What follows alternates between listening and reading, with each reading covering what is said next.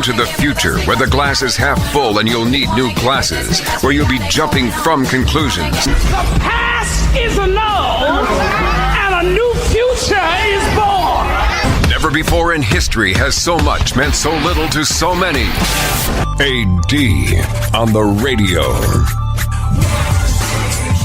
So, every once in a while, you let me know that things are okay, that I'm doing things right. Or at least some of the time I'm getting it right. And this is one of those times. I got a really nice email from a guy called Martin. And Martin asked a question about what's going on in Iran. And here's the thing. I don't necessarily like to weigh in all heavy-handed the day, the second, the moment something happens. Because, well, the madding crowd, that's their time to shine. That's their time to Chicken Little style say that the sky is falling. That's their time to say that the world is going to hell in a handbasket, and that's their time to sensationalize and try and dominate the 24-hour news cycle. Me, I like to hang back a little bit. I like to get a real assessment of the facts. And then I like to be the cooler head that prevails once people have stopped screaming and shouting. So it's a little rare for me to weigh in on something the second it happens. But we're kind of doing this in real time with what's going on in Iran. And I was going to hang back, like I said, and figured we might discuss it tomorrow. Till I got an email from this guy, Martin, who, like I said, let me know that things aren't so terribly bad around here, that at least you and I are doing things right. Martin wrote, "Dear AD, love your show." Well, thank you so much. I listen on Real Radio 104.1 in Orlando when I'm home, and on the iHeartRadio app when I'm on the road. I drive for a living, so podcasts are my everything. Oh, man. When you are a person that makes your life and your living out on the road, I don't know what kind of driving you do for a living, Martin, but when you are that kind of person that drives for a living, folks like you are my harshest critics. If it's music radio, hey man, why'd you play this song back to back with this song? People that listen all day long because they've got to keep their eyes on the road, and radio, podcasts, spoken word entertainment is their only real option for not letting traffic get the best of them. These are the people that are our harshest and sternest critics. And you know what? They have every right to be, because they're listening and listening nonstop. So for you to say that podcasts are your everything and mine's your favorite, well, thank you so much. It's a compliment of the highest order. And people that drive for a living, those are the folks that, well, I know if I've done something that makes you happy, I'm doing something right. Anyways, Martin said, "I'm writing because I wanted to ask you about Iran. I don't understand what's going on. And when I look it up, I either read that the world is ending and we're all going to die, or that this is Trump, who, by the way, I voted for, being a strong leader and putting America first. Since Trump was elected, Trump has mostly done things I approve of as a president and things I disapprove of as a person." That's an interesting and erudite way of describing it. Trump has done things you approve of as a president and disapprove of as a person. All right, then. Martin goes on to say, "This seems to be a huge," don't you mean huge? "This seems to be a huge and potentially dangerous decision that he made, maybe with his ego. That's the part I don't approve of. You are always good at presenting the facts and looking at a situation in a manner that is fair to both sides. And you're good at explaining this to us like we're six. So can you tell me what the deal with Iran is?" All right, then. So like I said, generally speaking, I like to hang back from major news events. I like to observe a little bit before we weigh in. I think that people are entirely too quick to want to talk and not eager enough to listen in 2018. And I think that's just human nature. But especially now the 24-hour news cycle is dominated by the idea of who gets there first. You see it, it's interesting. I've noticed this. When I post stuff online, oftentimes in the comments section, someone will say first, meaning all that matters was they got there first. What they said didn't matter. Their opinion didn't matter. The content didn't matter. Hell, what we posted didn't matter. People are just excited to get there first. And, well, I'm not excited to get there first.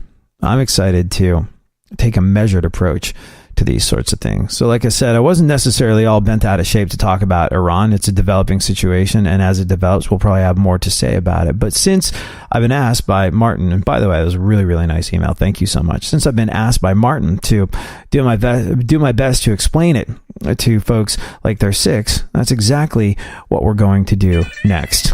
Now, by the way, you should know that the reason I can explain it to people like they're six is because that's kind of my comprehension level of stuff like this and stuff in general. So thanks, I think. But I think you're giving me a little more credit than I deserve. But we're going to do our best with Iran next.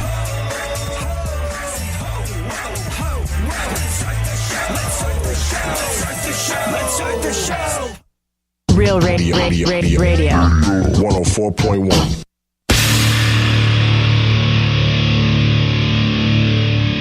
Where the left and right come together for fundamental truths. AD on the radio, on Twitter at ADSXE.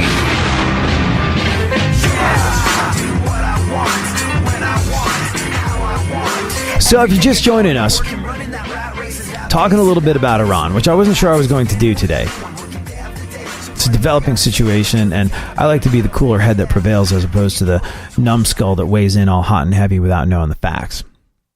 And the thing that changed my mind about that was a rather nice email I got from this guy, Martin, who drives for a living and listens to the show kind of sort of nonstop by the sounds of things. And he said that he voted for Trump.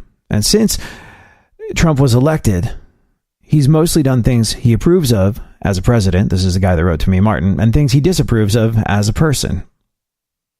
He said, pulling out of the Iran deal seems to be a potentially dangerous situation that he's worried Trump made with his ego, the part he doesn't approve of. And he asked that we go over it. He said, you're always good at presenting the facts and looking at a situation in a manner that's fair to both sides, and you're good at explaining this to us like we're sick. So can you tell me what the deal is with the Iran deal? All right, well, like I said, it's a developing situation. We're going to try. And part of the reason I can explain something to you like you're six is because my comprehension level of a lot of this stuff is about that of a 6-year-old, but we will do our best. So here's the deal. President Trump is, in case you missed it, and I'm sure you haven't because it's dominated absolutely every news headline everywhere all over the world, President Trump is pulling the United States out of the Iran nuclear deal. Did I just George Bush the word nuke? Anyways. Donald Trump announces today, I don't know when you're listening to it, but it's Tuesday afternoon. He announced that he's going to reimpose sanctions on Iran's oil sector that had been lifted as part of the agreement, saying, quote, we cannot prevent an Iranian bomb under the decaying and rotten structure of the current agreement. Therefore, I am announcing today that the United States will withdraw from the Iran deal. So I guess before we get into what this all means, it's important that you and I know what the deal was that Trump just bailed on. So what was the deal that Trump bailed on? Technically, the deal is an agreement between Iran, the U.S., Britain, France, Russia, China, Germany. Now, before this deal was in place, 2015, there were all these sanctions against Iran. Iran was developing nukes. The rest of the world was like, that doesn't sound like a good idea to us. We'd like you to stop. Well, we're not going to stop. Okay, well, we're going to impose massive international sanctions on you. And then maybe you'll stop. And so the deal was that these incredibly tough economic sanctions would be lifted if Iran would restrict its nuke development. So what we asked Iran to do as part of this deal, or what Iran was asked to do as part of this deal, was to get rid of their uranium, get rid of their enriched uranium by, I think, 97%. And also, they were not allowed to have any uranium potent enough to be used as a bomb. They had to cut down on their number of nuke centrifuges. And they weren't allowed to make plutonium that could fuel a bomb. It was all this stuff that basically, when you roll it all up, it made it, or at least in theory, it made it more or less impossible for Iran to acquire a massive nuke of huge amounts of destruction. Does that make sense? Like I said, my understanding of this is about that of a 6-year-old, which is why I sort of explain it like a 6-year-old, but that's the gist of it. Now, with that deal in place, it would be super tough for Iran to build a bomb without being detected. That's the idea anyway. A lot of people would argue that they could have been enriching uranium in secret. But a lot of people say it was almost impossible for them to come up with any weapons of mass destruction. And in exchange for this, in exchange for basically not making nukes anymore or not doing things that could allow them to make nukes, Iran got some financial breathing room from these really, really tough sanctions that have been imposed on them. I say breathing room, but they amounted to, lifting these sanctions amounted to billions and billions and billions of dollars. So what did Trump do today? Well, he bailed on the deal, but he is putting back into place something called secondary sanctions. And what secondary sanctions do in this case, they don't go after Iran directly, but they make it a lot more difficult for Iran to make money off of oil. They basically go after international banks that do business with Iran. This is why they're not necessarily going after Iran directly. It's going after something that makes it really difficult for Iran to do business if they don't have in place. It forces foreign countries into a choice between importing oil from Iran or keeping things good with the US of A. Now, America is an economic superpower. I think we're still the world's largest economy. So when countries look at, do we want to be good with America or do we want to be good with Iran? They're going to wind up not wanting to do business with Iran and wanting to stay chill with the US of A. So these secondary sanctions basically hit Iran directly in the old checking account. They take a large chunk out of Iran's wallet.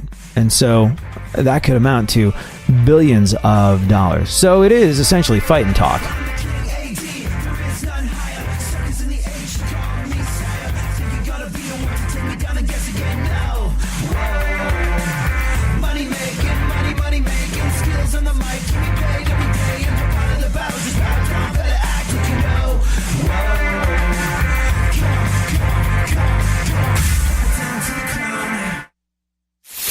For more stimulation and less irritation, 9 out of 10 doctors choose KPRC AM 950, Houston's more stimulating talk radio.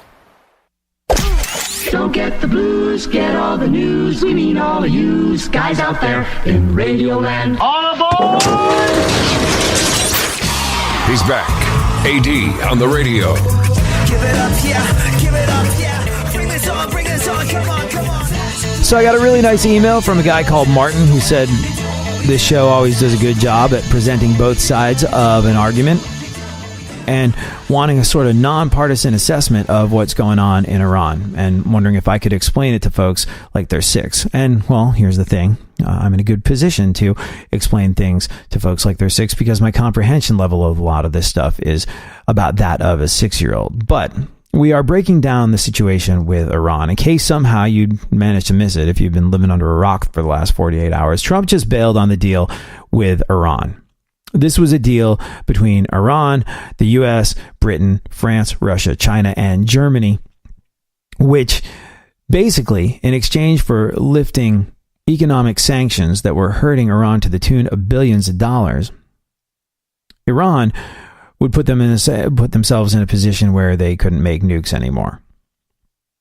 Now, what Trump has done is he's lifted he's returned to secondary sanctions. Now, secondary sanctions, as you and I were talking about before, is a little like homework, but it's important that we understand this if we really want to understand this. The secondary sanctions don't go after Iran head on.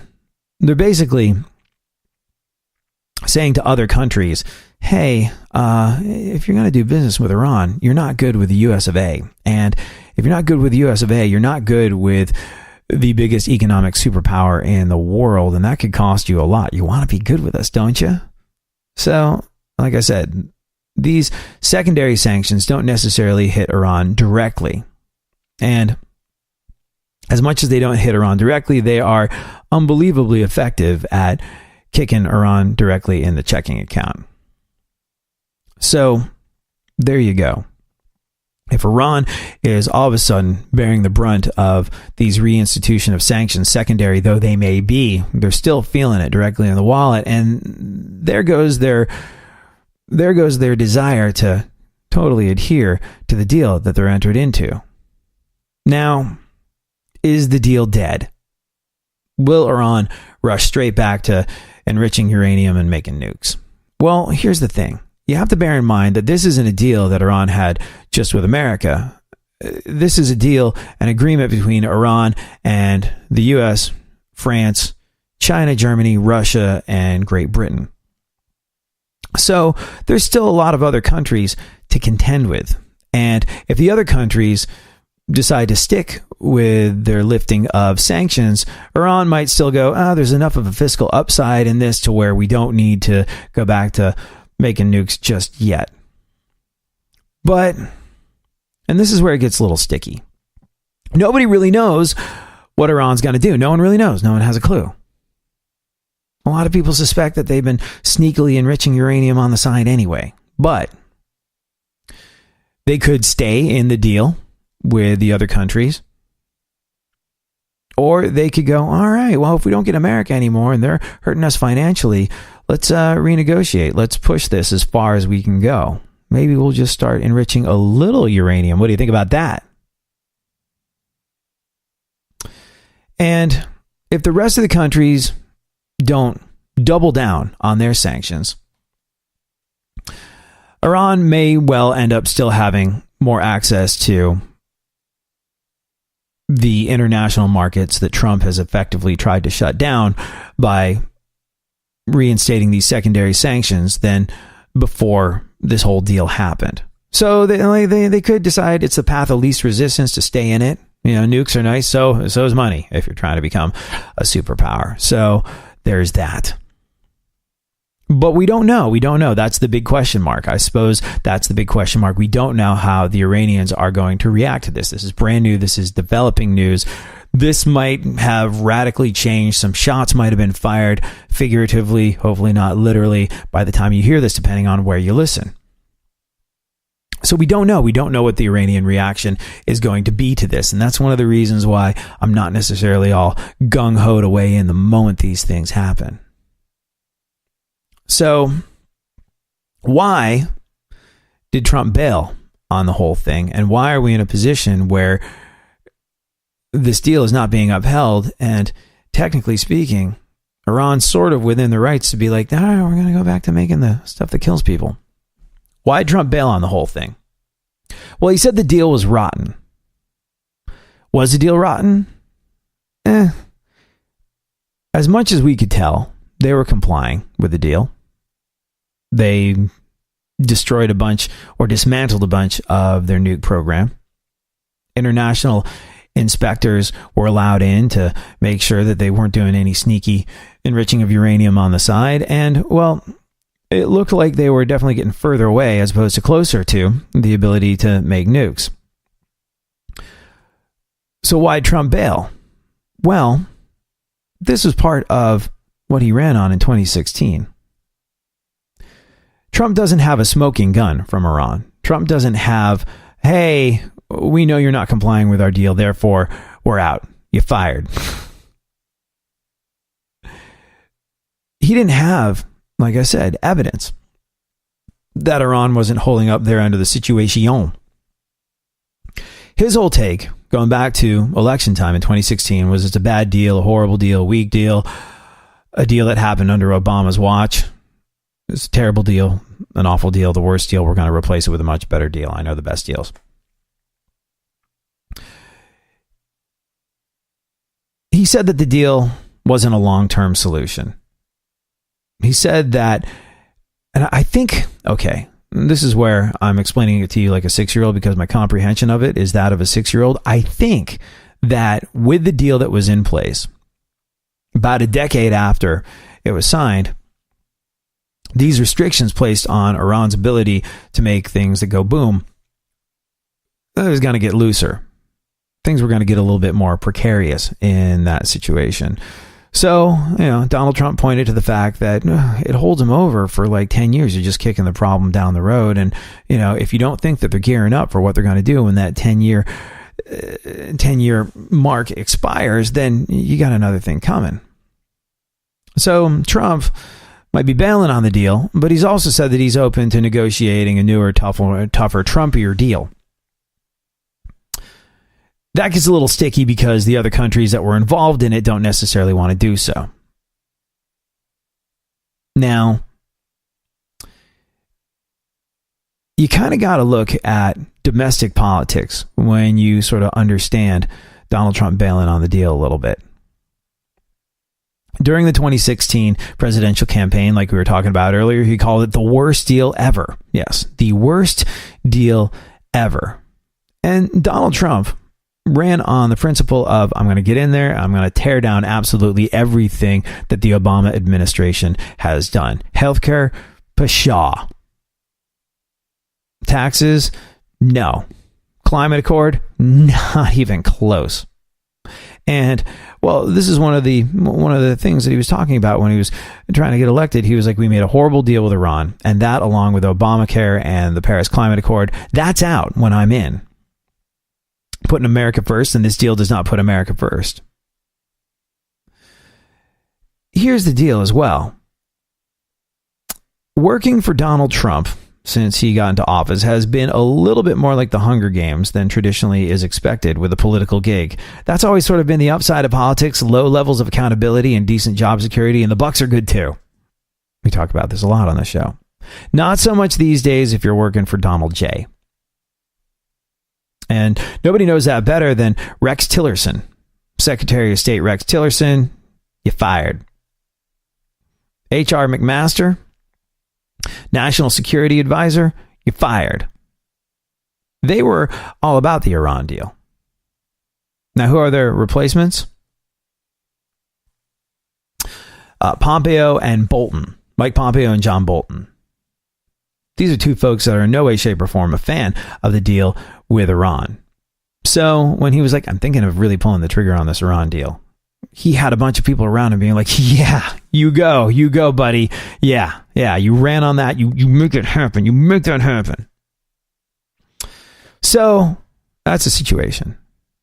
That's how we got there. These are the nuts and bolts of what just happened. We impose massive, along with the help of a bunch of other countries, we impose massive economic sanctions on Iran. In exchange for those sanctions being lifted and them being able to up their net worth by billions of dollars, they said, we're going to stop making nukes. Trump said it's a terrible deal, and if I get elected, I'm going to do away with it. Watch. I'm putting America first. I'm going to be a strong leader. People want, be a strong leader. Get elected. Make the Iran deal go away. And now he kind of sort of did by reinstating secondary sanctions, which don't hit Iran directly, but they make it difficult for Iran to do business with other nations, because it's basically Donald Trump saying, you're either with Iran or you're with us. Which one do you want to be? We're the biggest economic superpower, and we have nukes. So that's where we're at. But where do we go from here? Well, there's sanctions and there's sanctions. There's loosey-goosey sanctions and there's hardcore no-nonsense. You did something that we vaguely disapprove of. There will be consequences type sanctions. So there's that. There's that when you're factoring in how strict these secondary economic sanctions are going to be against Iran. And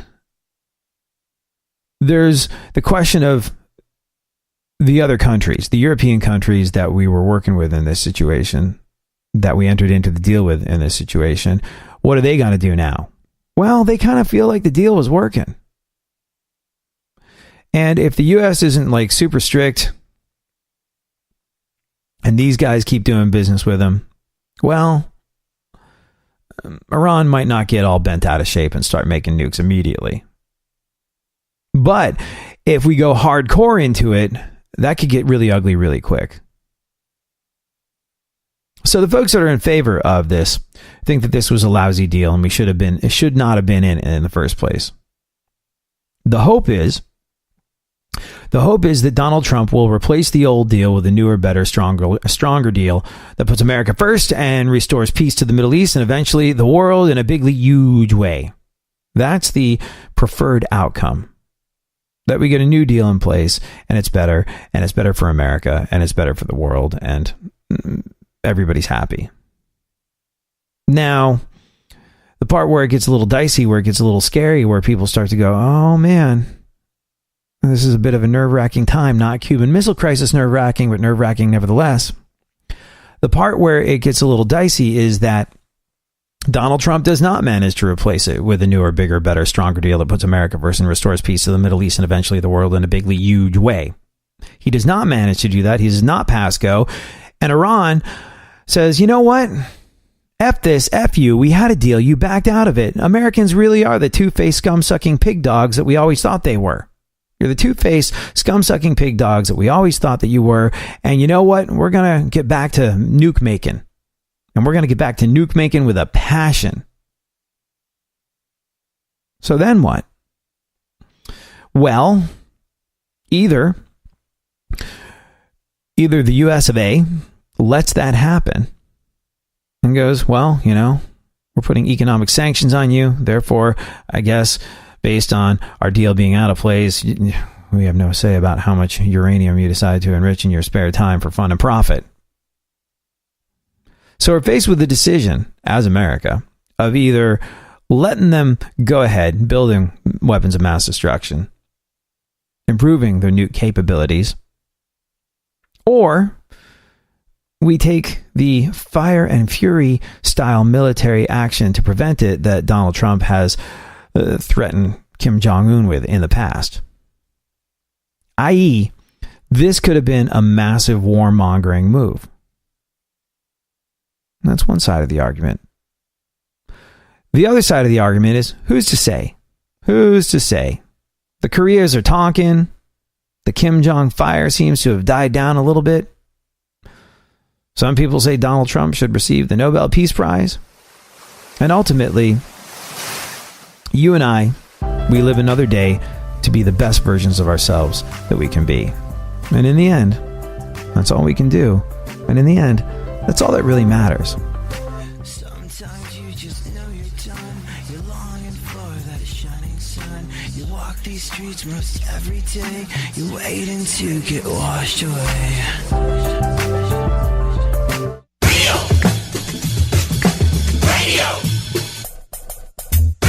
Radio. 104.1.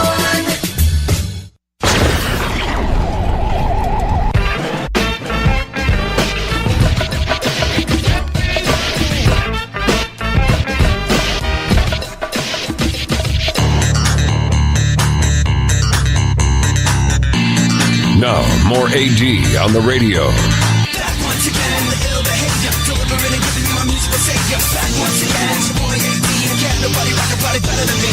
Back once again, the ill behavior, delivering and giving you a musical savior. Back once again, it's your boy AD, and can't nobody rock a body better than me. So if you are just joining us, the first half of the show has been a little like homework today.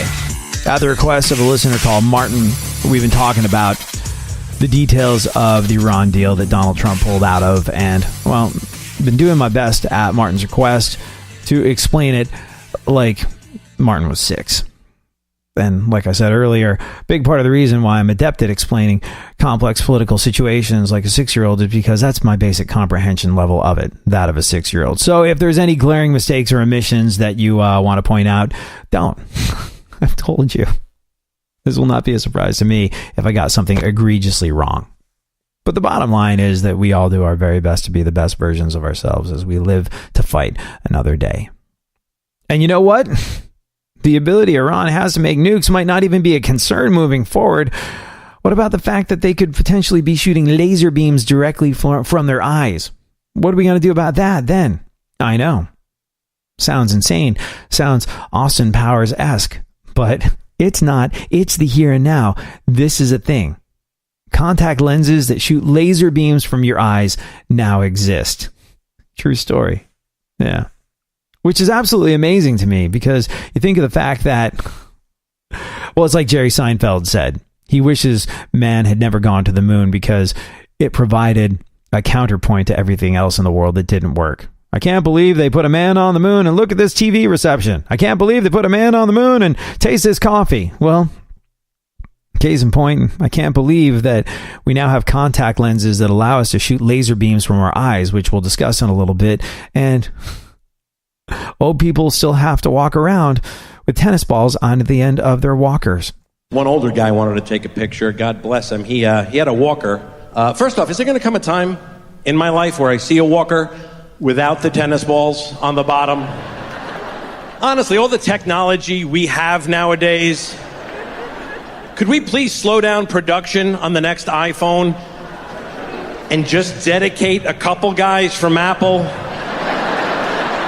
to work on the tennis ball, on the walker problem we have running rampant in this country? It's going to take them, what, 7 minutes? They'll bang out a solution? This guy had an active walker, too. He had a handbrake on the walker. How fast are you walking? I thought walking was the problem. That's why you got a walker. You got a walker. Now you have a handbrake on the walker in case things get out of control. Because you never know when you're walking along a highway, someone sneaks up behind you, bumps the horn, you get all crazy legs and river dance off into the woods. The great Kevin James pointing out the obvious technological discrepancies that exist in 2018. Tennis balls on the end of your walker. You would think that we'd be able to do better than that, given the technology that we have access to. Like contact lenses that shoot laser beams from your eyes. Yeah, this is apparently a thing. This exists. We're all worried about the nukes that Iran is building when really what we should be concerning ourselves with is the ability they might have to shoot eye lasers at us in the not too distant future. Now, many years from now, after the apocalyptic world war, when gangs and rabid packs of wolves are all that's left and all that roam the earth, people are going to look back at this day as the moment we began turning into futuristic Terminator-style killing machines. Scientists at the University of St. Andrews in Scotland just created a contact lens that allows you to shoot laser beams from your eyes. Yeah. Like I said, it sounds like the far-off science fiction future, but it's not. It's 2018, and it exists today in the world you live in. Scientists at the University of St. Andrews, I'm just going to say it again for maximum effect, and I'm going to let it sink in and marinate. Scientists at the University of St. Andrews in Scotland just created a contact lens that allows you to shoot laser beams from your eyes. I repeat, shoot laser beams from your eyes. That doesn't make you go just a little bit Dr. Evil. I don't know what's wrong with you. Now, at this point, they're not exactly ready to turn you into the Terminator. At this point, they're not necessarily dangerous because they only emit a very low-powered laser light that would be better for scanning a barcode with your eyeball. Which, by the way, if that doesn't freak you the hell out, I don't know what will. At this stage in the game, these contact lens laser beams allow you to shoot lasers from your eyes. They haven't gotten to the point where you can vaporize the people that wronged you. And here's the thing. They're not necessarily all that practical because they only work when a different laser is shined at them to power them, but it's unreal. It's absolutely freaking unreal. This technology now exists. By the way, how do we have laser beams that we can shoot from our eyeballs and we still don't have the hoverboard that we were promised in 2015 by the movie Back to the Future? This is a massive scientific discrepancy that needs to be addressed and needs to be addressed quickly. I want my hoverboard and I want it before I'm too old to enjoy my hoverboard. As a kid, all I dreamed of was the hoverboard. As an adult, I knew the hoverboard was coming because we were hovering around the year 2015. And then I saw some hoverboard prototypes, but those were no good. Those were no fun. They worked on magnets, and you had to be on a magnetic half pipe to enjoy them. That is not an ideal situation. And then, oh man, do you remember they made that prank video where Tony Hawk was on a hoverboard, and it really genuinely looked like it was the real hoverboard from Back to the Future, and they'd made it work, and it turned out to be a giant April Fool's joke, I think it was. That was deeply disappointing stuff. But we don't have our hoverboard. And I don't think it's unreasonable to ask for a hoverboard, bearing in mind that we can now shoot laser beams from our eyes. But yeah, this technology now exists. And here's the thing. If this is giving you cause for pause, that's where you are like the scientists that are developing. The scientists who made this recognize where this is headed. They even, quote, cited superheroes with lasers in their eyes in their academic report that they made. So like I said, maybe the thing is not necessarily monitoring Iran's ability to enrich uranium. Maybe it's making sure they don't have access to eye lasers. As strange as that may seem, it's the truth.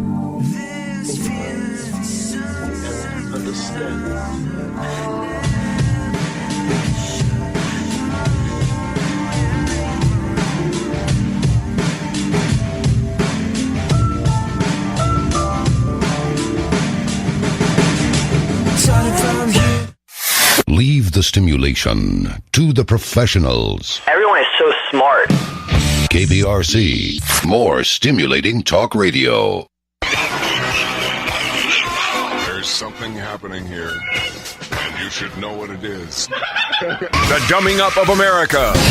Now, more AD on the radio.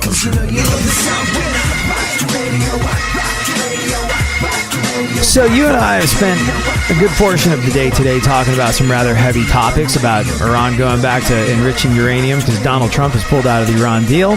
We've talked about the fact that now, in the year 2018, thanks to scientists in Scotland, we have the ability to shoot laser beams from our eyes. Yeah, I know. If you missed that part of the show, do yourself a favor and check out the podcast. It's a moment in history where truth is stranger than fiction. So, bearing in mind that we've been dealing with all that, I thought we'd talk about something entirely more heartwarming a little later on in the show. Let's talk about what your mom actually wants for Mother's Day. I know people are stressing about it. What's the right thing? What's the wrong thing to do? What does mom actually want? I mean, here's the thing. It's your mom. She's been around for a little bit. She's kind of amassed all the stuff that she likes. The only thing left on her list of wants and needs is probably pretty big, like a new house, new car, maybe pay off my mortgage. What the hell, man? What the hell? So what is it your mom actually wants? We'll get into that a little later on in the show after we take a moment to celebrate the fact that, well, if you're one of those folks that can't stand made-up holidays, happy National Have a Coke Day.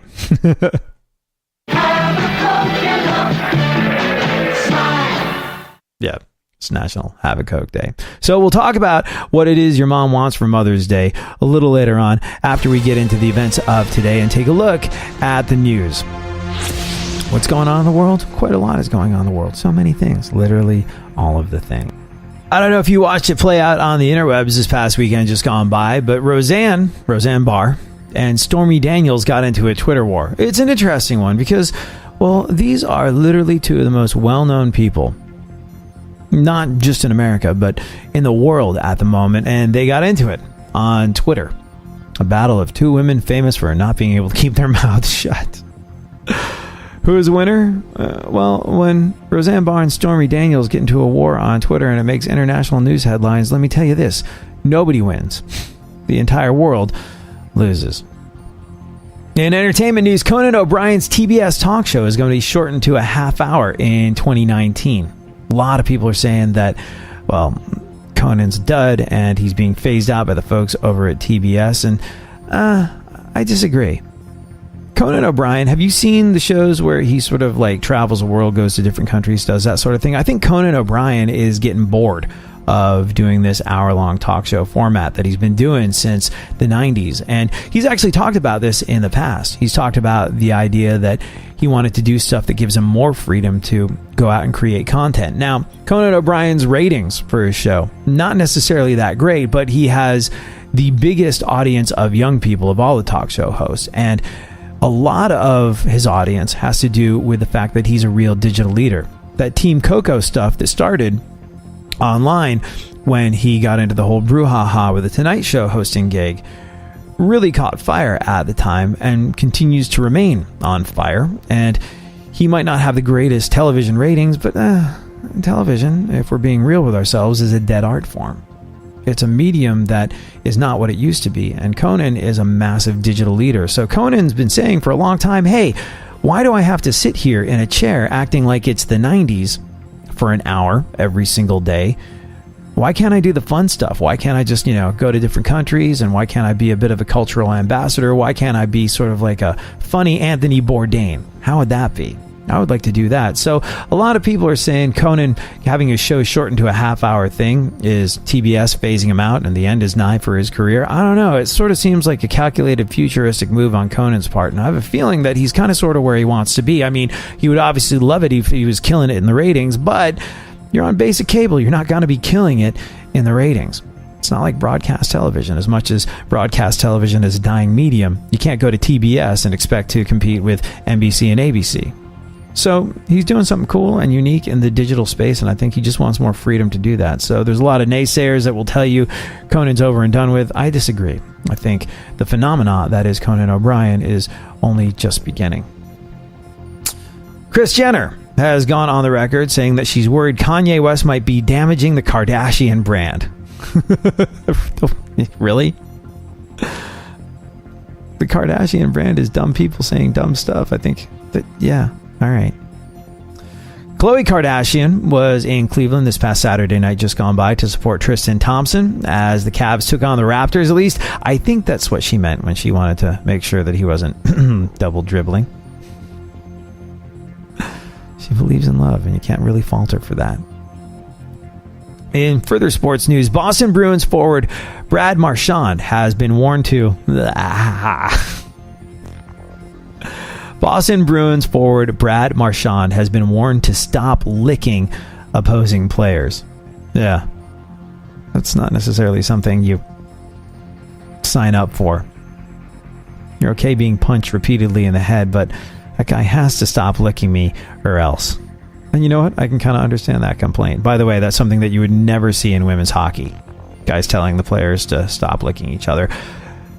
Justify won the Kentucky Derby this past weekend just gone by. Yeah, Justify won the Kentucky Derby. Speaking of events that happened this past Saturday just gone by that only lasted 2 minutes, I had sex. Actually, no, that's not true. I did not have sex. And if I did, 2 minutes, well, that would have been a bumper experience for whoever the hell the lucky-ish lady happened to be. Also in sports news, Ronda Rousey has gone on the record saying that she's a doomsday prepper. Yes, Ronda Rousey has said that she is a doomsday prepper. She's into preparing for everything and anything. She prepares for every possible eventuality. Except being punched and kicked in the face. That she doesn't seem overly prepared for a lot of the time. The Windy Brow Farms Ice Cream Company has introduced a new flavor that actually contains a pork roll. Pork ice cream. It's a novel concept. Would you? I would, but only so I could have I ate pork ice cream story. I can't imagine it's something that's going to experience a lot of repeat business. Yeah. An ice cream flavor that contains an actual pork roll. It's for when you can't quite decide between having a light snack and ending it all. Kansas police arrested a man this past week just gone by trying to have sex with a car. Did you see this? Yeah. He was trying to have physical relations with an automobile. And even when the police tried to stop him, he was still, well, incapable of being stopped. He saw that saucy little Tercel and just had to have his way with it, I guess. By the way, I don't know if the actual car that was the object of this man's affection was a Tercel, but nevertheless, Kansas police arrested a man this past week just gone by trying to have sex with a car. Although, in his defense, you ever been to Kansas? You try spending more than 5 minutes in Kansas without being bored into car sex.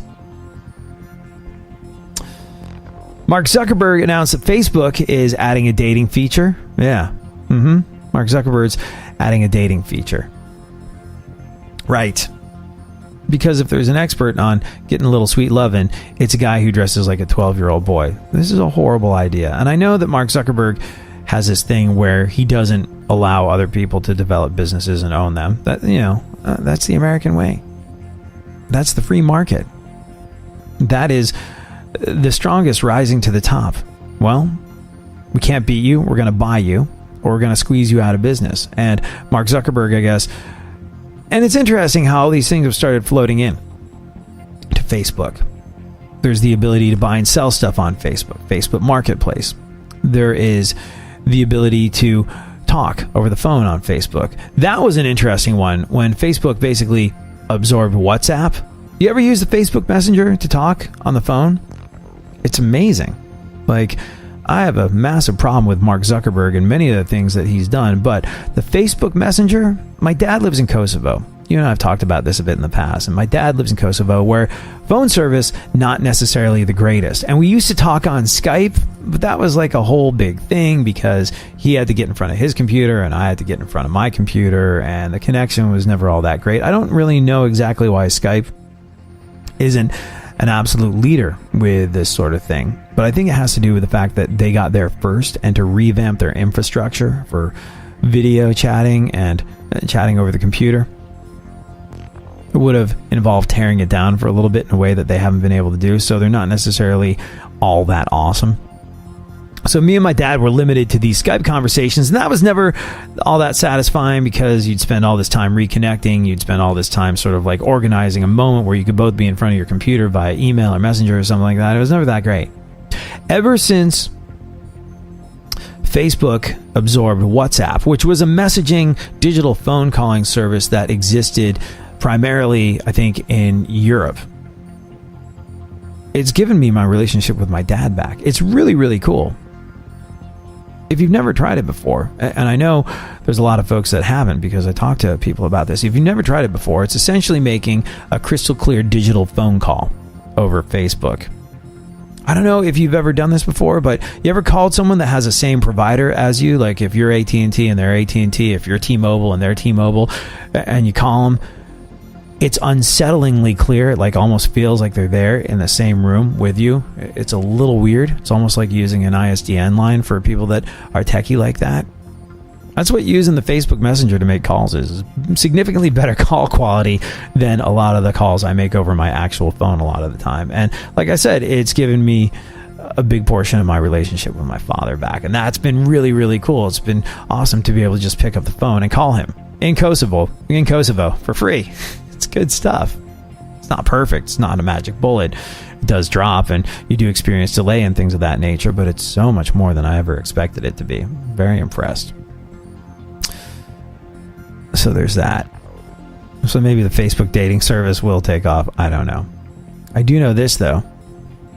Thanks to its controversial work with Facebook, it says here that Cambridge Analytica is shutting down. Yes, Cambridge Analytica, after its controversial work with Facebook, is no more. They got greedy. They flew too close to the sun. They did something that they oughtn't have done, and now they are through. Cambridge Analytica is shutting down, but not before they get a look at your summer bikini photos. All right, so let's talk for a moment, if we can, about your mom and Mother's Day, because you want to do the right thing. It's your mom, and you don't want to do the sort of cursory last-minute gas station flowers thing that says I don't care. And by the way, the gas station flowers, I think a lot of the time they don't necessarily happen because people don't care. It's just people don't know what to do, and they go like, I haven't been able to think of anything, and time's running out, and here's some chocolate and some gas station flowers, and people do this all the time. And that's because mom is difficult to shop for. Mother's Day is this weekend. Oh, you totally forgotten. Bad news. She knows. Somehow she knows. She always knows. But if you were struggling with the idea of what to get mom for Mother's Day, this is a dealio, my friend. Apparently, according to a survey about what we're planning on doing for Mother's Day this year, 76% of people are planning on buying their mom a gift, which is up from 70% last year. By the way, I bought my mom a trip. My kid's sister is having a baby. Super stoked. So I'm flying my mom out to meet the baby with me. That seems good, right? But I got her that for her birthday, which is really close to Mother's Day. So I'm like, do I have to get her a separate Mother's Day gift? It's a question that it's reasonable to ask myself. It's way higher than Father's Day, where only 61% of people bought a present last year.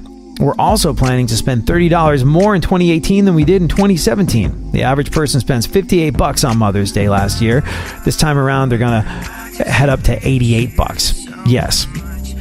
But what does your mom actually want? Well, half of them say they want a nice dinner, and the rest are split evenly between getting flowers and a gift card. So there you go. That's all you got to do. Have a good one.